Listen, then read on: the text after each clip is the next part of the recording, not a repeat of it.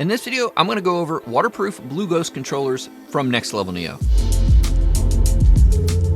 So we're going to go over our waterproof BlueGhozt controller to give you an idea of what to expect. So we take a basic BlueGhozt controller, we run all the wires out the side through a cable gland, and we use a potting compound to make the controller itself waterproof. This comes in both a 5-volt and 12-volt option. With 5-volt option, we will add an inverter that goes actually inside of the box. So it's very small, very tight, and it is a 10 amp inverter.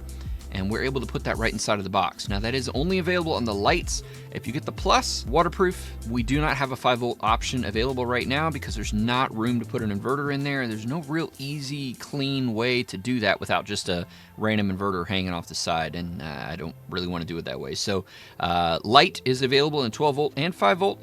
Plus is available in 12-volt. Coming out of the controller, we have a power and ground connection, and that is with 2 ring terminals for easy connection and a fuse holder in between. The fuse is very easy to change. You just pull this cap off, the fuse is inside, and that is a 15 amp fuse to begin with, but it can be upgraded or downgraded if you need a larger or lower amperage fuse. 15 seems to be plenty for most applications. Moving on from there, we have 2 JST outputs. That is for your left and right channel. They will not be marked, but it's easy enough to determine which is which within the app, as well as our signal wires. Now we have ran a signal wire for each of the signals in the board. So these controllers are suitable for headlights or taillights, depending on your application, what you're trying to use. The white wire is for your DRL. The red wire is for the brake. The green wire is your reverse.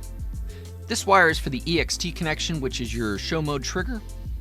And then we have both turn signal wires. And once again, they are not marked as far as left or right. You will just have to determine within the app which is which. While this is a waterproof controller, the connections are the standard JST, so they are not waterproof. We would recommend that you replace these with a waterproof connection if that is suitable for your build, or to use dielectric grease to help keep moisture out and prevent corrosion on the contacts. So that's pretty much it. Other than that, it's just a BlueGhozt controller with some wires ran. If you're looking for a more complete option, you should look at our Pro BlueGhozt controller, which is the controller that we use on all of our builds at Braggin' Lights. But add a waterproof BlueGhozt versus the standard non-waterproof option, this is the way to go. Thanks for watching the video. If you found this video helpful, please like and subscribe, and check out nextlevelneo.com for any of your lighting needs.